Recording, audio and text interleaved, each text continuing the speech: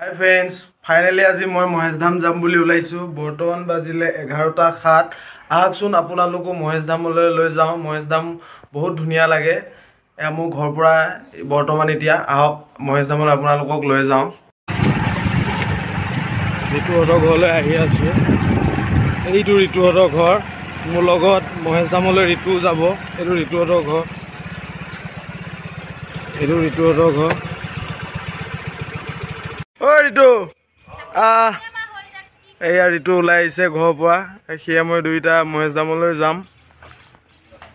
বৰ্তমান পাইছোঁহি আৰু বঘৰা চাৰিআলি। স্কুলৰ ল'ৰা ছোৱালীবোৰো ছুটি দিছে। মহেশধামলৈ যোৱাৰ আগতে ফাৰ্ষ্ট ভাবিছোঁ কইনাকানা পাহাৰলৈ যাওঁ বুলি। ওচৰতে কইনাকানা পাহাৰলৈ যাব লগা হ'লে বঘৰা চাৰিআলিৰ পৰা ৰাইট চাইডে যাব লাগিব। ওচৰতে কইনাকানা পাহাৰটো। আহক আপোনালোকে তালৈ এপাক লৈ যাওঁ মহেশধামলৈ যোৱাৰ আগতে। মহেশধামলৈ যোৱাৰ আগতে কইনাকানা পাহাৰো পাইছোঁহি। ডেষ্টিনেশ্যন এয়া কইনাকানা পাহাৰ। এইটো কইনাকানা পাহাৰ। বলক ভিতৰলৈ যাওঁ আহক। কইনাকানা পাহাৰ ভিতৰলৈ আহি আছোঁ আমি। এইটো ৰাস্তা কইনাকানা পাহাৰলৈ আহি থকা ৰাস্তা। এইটো ৰাস্তাটোদি আহি আছোঁ। পাহাৰটো বহুত ওখৰে হয় তেওঁ আৰু আহি আছোঁ আৰু আপোনালোকক দেখুৱাবলৈ। মোৰো কিবা এটা এক্সপিৰিয়েঞ্চ হ'ব দিয়কচোন। এয়া পাহাৰৰ ভিতৰ ভাগলৈ আহি আছোঁ। সাপ চাপ নাথাকিলেই হ'ল আৰু। জয় বিশ্বকৰ্মা। ভিতৰলৈ সোমাই গৈ আছোঁ কইনাকানা পাহাৰ ভিতৰলৈ। কইনাকানাৰ ভিতৰ পাহাৰ। কৃষ্ণ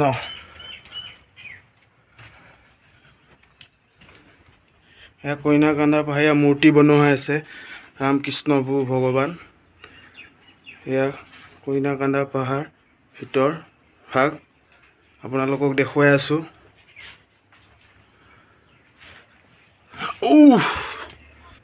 পাহাৰটো যথেষ্ট ওখ হৈ পিনে আৰু বহুত আছে পাহাৰটো। এইখিনি অলপ দেখুৱাই লৈছোঁ। এয়া আন এটা ছাইডলৈ আহি আছোঁ। পাহাৰটো আন এটা ছাইডলৈ আহি আছোঁ। বহুত ধুনীয়া লাগিছে আহি।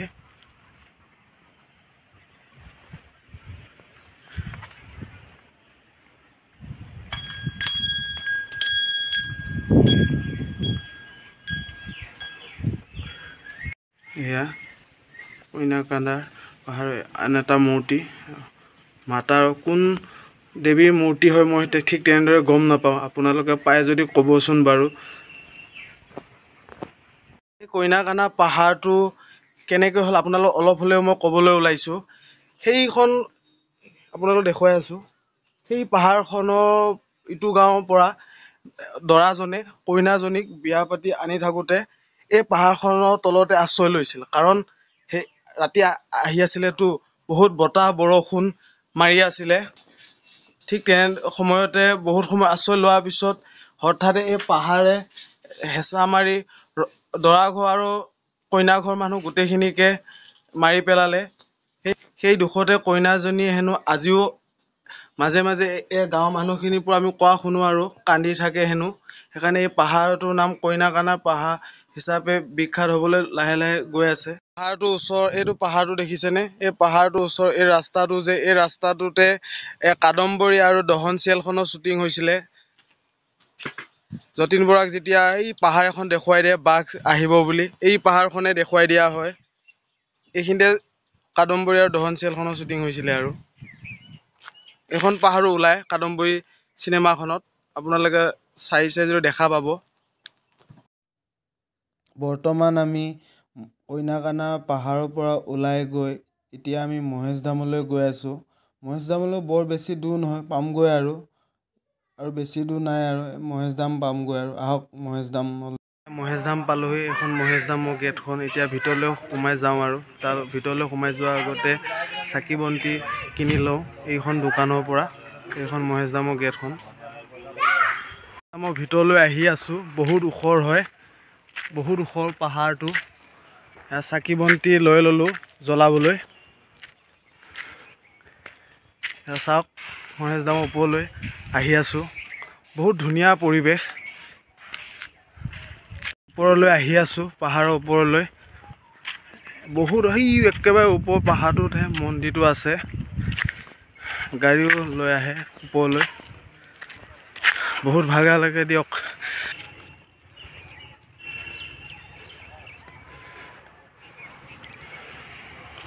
মই ভিতৰলৈ আহি আছোঁ, পোৱাগৈ নাই, বহুত ওখৰ হয়, বহুত ভাগৰ লাগিছে। ভিডিঅ'টোতহে আপোনালোকে দেখি আছে মোক বহুত সোনকালে পোৱাহি, কিন্তু 10 মিনিটমান তলতে ৰখিব লগা হৈছে, বহুত ভাগৰ লাগে।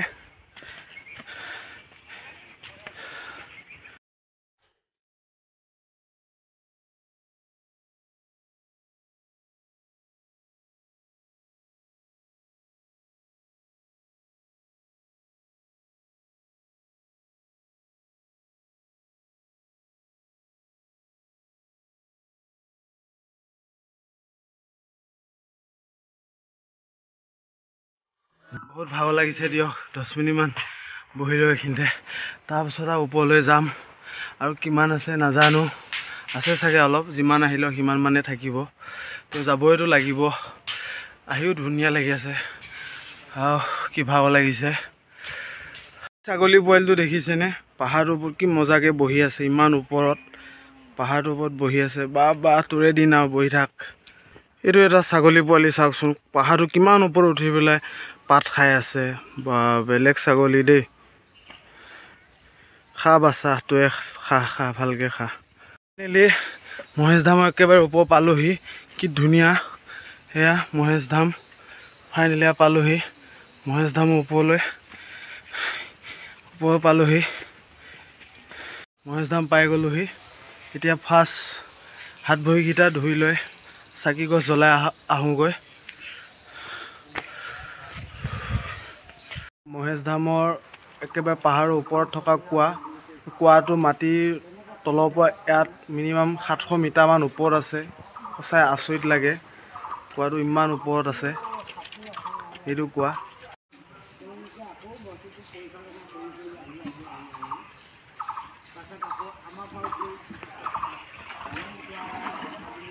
আমাৰ ককা এজনক লগ পাইছোঁ, ককাজনক সোধো আহকচোন, মন্দিৰটো কিমান চনত নিৰ্মাণ কৰা হৈছিল? ককা নমস্কাৰ। ককা নমস্কাৰ।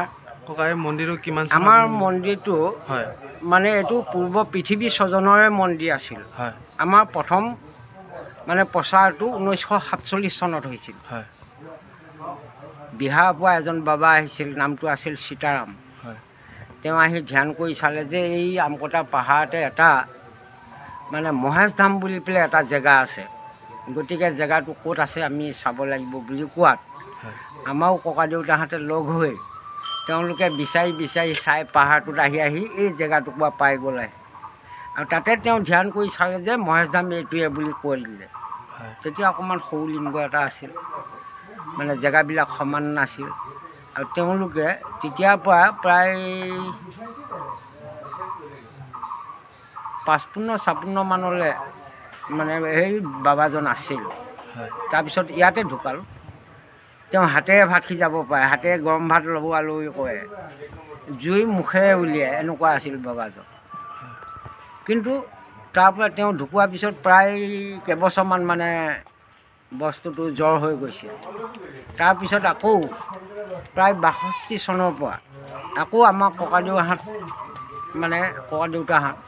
সিহঁতে আকৌ তাৰপৰা পৰিচালনা কৰি আহি থাকোঁতেই আকৌ এই 75 চনৰ পৰা আমি পালোঁ আহি।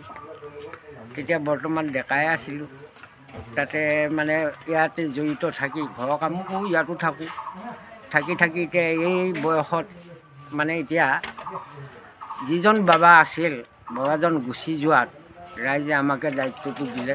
তাৰপৰা এতিয়া মই 2019 চনৰ পৰা এতিয়া এই 22 চন 3টা বছৰ মানে আছোঁ ইয়াতে থাকোঁ মই।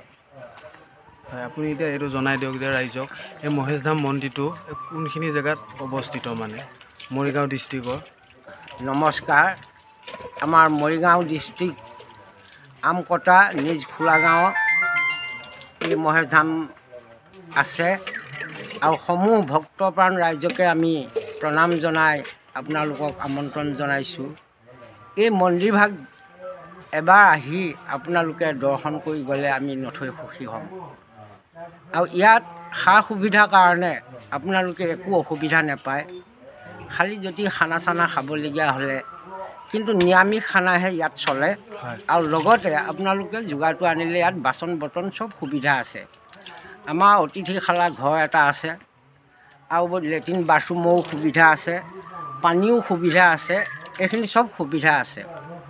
আৰু খৰিখিনিও নালাগেও হয়, ইয়াতে মানে খৰিকটীয়া মানুহক কিবা এটা দি দিলে তেওঁলোকে খৰিখিনিও যোগান দিব। এতিয়া সমূহ ভক্তবান ৰাইজকে এটা নিমন্ত্ৰণ থাকিল যেন এপাক এই মহেশ ধামখন দৰ্শন কৰি যায়হি। ধন্যবাদ। ধন্যবাদ ককা, ধন্যবাদ ধন্যবাদ। শুনিলে আপোনালোকে, ইয়াত দূৰণি পঠিয়াব অহা মানুহখিনি ইয়াত বহুত সুবিধা আছে, আপোনালোকে আহি ইয়াতে থাকিব পাৰে। মহেশ ধাম বহুত ধুনীয়া ঠাই এইখিনি। আমি এতিয়া চাকি জ্বলাবলৈ গৈ আছোঁ ইয়ালৈ।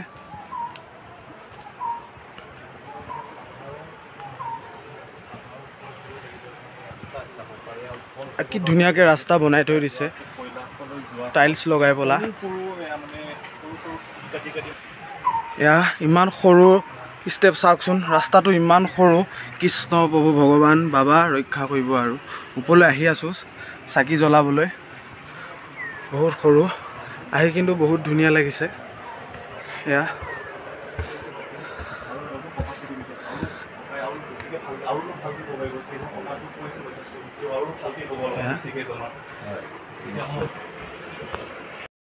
চাকি বন্তি জ্বলোৱা হৈ গ'ল। এয়া পাহাৰ সুৰংগ, একেবাৰে সুৰংগৰ তলে তলে মাজে মাজে আহি আছোঁ সোমাই। হে কৃষ্ণ,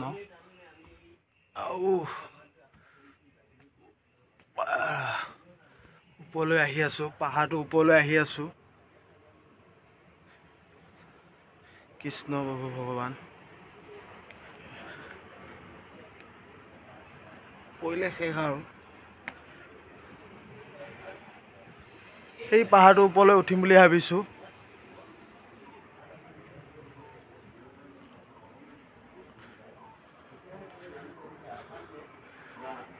সঁচাই বহুত ভাল লাগিছে ওপৰলৈ আহি। আহক, মই একেবাৰে পাহাৰ ওপৰত আছোঁ। পাহাৰৰ ওপৰৰ পৰা পথাৰখন দেখুৱাই দিম, গোটেই পথাৰখন, গোটেই ভিউ এটা দেখুৱাই দিম। আপোনালোকে ভিউটো চাই ক'ব কিমান ধুনীয়া লাগিছে। চাওক, মহেশ ধামৰ ওপৰৰ পৰা মই এটা ভিউ দেখুৱাই দিছোঁ, কি সুন্দৰ ভিউ। সঁচাই বহুত ভাল লাগিছে, ইমান ধুনীয়া ভিউ। মিনিমাম আমি 700 মিটাৰমান ওপৰত আছোঁ। ঠিক মই ইমান ভালকৈ নাজানো, ককা এজনক সুধিছিলোঁ, সেই ককাই কৈছে। আপোনালোকে জানেনে বাৰু মহেশ ধাম পাহাৰটো কিমান ওখ? সেই পাহাৰটোৰ ওপৰতো এটা আছে পদুম পুখুৰী। সঁচাই আচৰিত, মোৰ কথাটো জানি বহুত আচৰিত পালোঁ। ইমান পাহাৰটোৱে ইমান ওখ, এই পাহাৰটোৰ ওপৰতো কেনেকৈ এটা পদুম পুখুৰী থাকিব পাৰে? সঁচাই ভগৱানৰে কিবা মায়া সৃষ্টি কিবা হ'ব আৰু, নাজানো দেই কি, কিন্তু সঁচাই শুনিও বহুত ভাল লাগিল। ইমান পাহাৰটোৰ ওপৰত এটা পদুম পুখুৰী। আহকচোন আপোনালোকক পদুম পুখুৰীটো দেখুৱাওঁ। সঁচাই ভাল লাগিল কথাটো গম পাই। পদুম পুখুৰীৰ পাৰত, পদুম পুখুৰী পাৰ পাইছোঁহি। এইটো পদুম পুখুৰীটো চাওক, এইটো পদুম পুখুৰীটো কি ধুনীয়া, পদুম ফুলি আছে একেবাৰে। সঁচাই দেই বহুত ধুনীয়া। আপোনালোকক দেখুৱাই আছোঁ, এইটো পদুম পুখুৰীটো। সঁচাই বহুত ধুনীয়া, চাওক আপোনালোকে, বহুত ডাঙৰ পুখুৰীটো। বাৰিষা কালত বেছিকৈ পানী হয় ইয়াত, ফুলো বহুত ফুলে, পদুম ফুল। এইটো পদুম পুখুৰীটো, এয়া পদুম পুখুৰী, এয়া পদুম পুখুৰী।